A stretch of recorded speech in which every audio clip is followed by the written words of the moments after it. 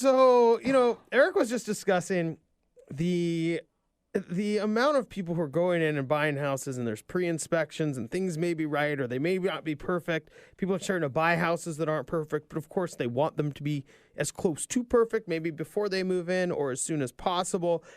From a construction and design standpoint, where do you see, or where has your role fit into that more than maybe it has in the past? I think what we're seeing a lot is homeowners coming in and saying, okay, these are kind of some of the, usually after the inspection, I should say, and these are some of the issues that came up, and what's it going to be to kind of repair the cost? Like Eric was talking earlier about sewer line break. We've had a couple of those recently where the inspector came out, and usually their cameras aren't big enough to maybe sometimes get past some blockages. So it's going through the homeowner's mind. It's like, oh God, how bad could this be, and how potentially expensive can it be? Some of the sewer contractors that we work with have smaller cameras, so they're able to sometimes get through those blockages and really examine. So we're doing a little bit more after the inspection and really helping the homeowners understand, I guess, either the problems or the not so big problems. Right, or maybe just determining if they are big or small. Right. Do you tend to, when you see people going through to find out maybe what needs to be fixed or improved, are there any big sticking points that you see that are terrorizing people? Well, terrorizing might be a strong word. Well, I think terrorizing actually is a good word, though, because and maybe Eric and Ramona can kind of relate to after the inspection. It's kind of like, oh my gosh, there's all these problems with the house, and whereas I'm able to come in and maybe help ease some of those concerns for the homeowner as they're looking through the inspection and maybe helping them understand, okay, these issues really aren't that. It's not that big of an issue, and sometimes the inspection report can kind of almost seem overwhelming. Well, yeah, I mean, they could be 30 pages long. Right, and they call out everything. Yeah, because that's what they need to do. That's what they're supposed to do. Yeah. That's what they're supposed to do. So if somebody finds a house and maybe it isn't perfect, or if they want to make improvements, what does that time frame look like? Because you had mentioned before we actually came on the air that you're going into houses before people even close. You're starting to put together maybe some type of plan for the day they close to start making changes. Right. For us, it's good that we're not like super busy right now, because it could be the turnaround. The idea is to get it within a couple days so that the homeowners can make decisions on moving forward. So ideally, we're going in and giving them some sort of a budget, whether they want to put a laundry room in a certain place or, kind of do something with the kitchen or bathroom, and helping them understand, okay, it's a few $1,000s to do this and a little bit more to do that. And so fitting into those budget requirements, I mean, if you're thinking about buying a new house, now you have your down payment, you have closing costs, you have new furniture, and now you want to do these fixes. And these fixes now have to fit into that budget as well. Yeah, exactly. And some of them, maybe they're not, maybe they're for helping homeowners plan for the future and creating their budget for the next year. Or maybe some of them are almost immediate fixes that should be done. Maybe something gets called out on the inspection report that relates to the exterior envelope of the building, where there's some rot or something along those lines. Well, when you start talking about budget, a lot of people, when they buy houses, are looking at maybe how efficient a home is, how well it's going to keep in heat or keep out heat. And some of the older homes that people are buying in the city maybe have different styles of insulation or different amounts of insulation that would be done now. Do you tend to find that a lot of people are concerned about maybe, how well a house is insulated or anything like that?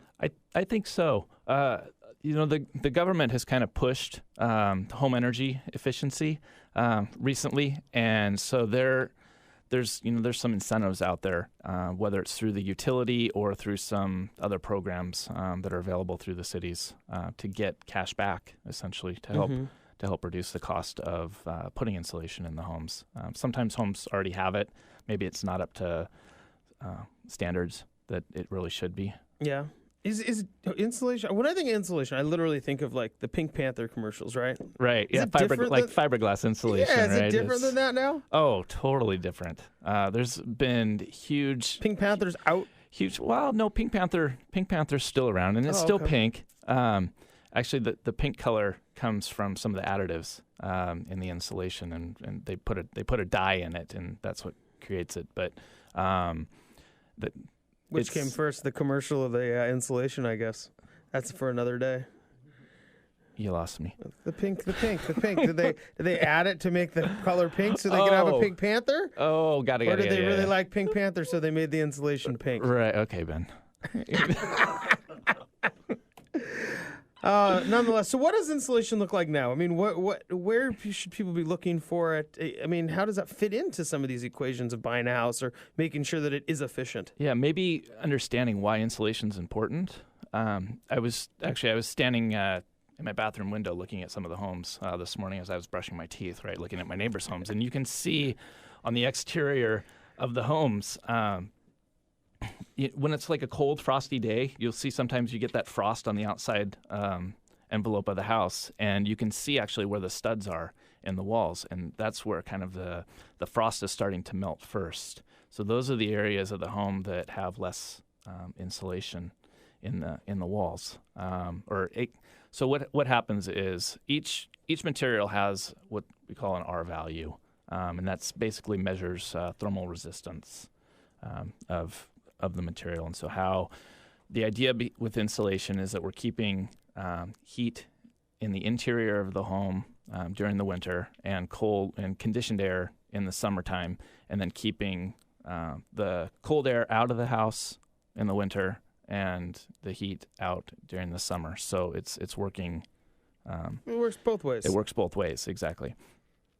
And so have these R values gone up as insulation has gotten better from the Pink Panther days? In some instances, a lot of the way that we can help improve the efficiency too is just reducing air movement in the walls. But you were asking earlier about different types of materials that are available, and we think of fiberglass insulation because that was kind of the first step. Although in a lot of older homes that we'll dig into the walls, we find newspaper stuffed in the walls, and they were actually using that as insulation at the time, which is really interesting now because we're using what we call cellulose, which is ground up newspaper, as a blow-in material, whether it be in an attic or in a wall. It works really well. That's like legitimate, just ground up newspaper? It's like ground up newspaper. It's totally renewable. It's recyclable. It's a great product. Huh.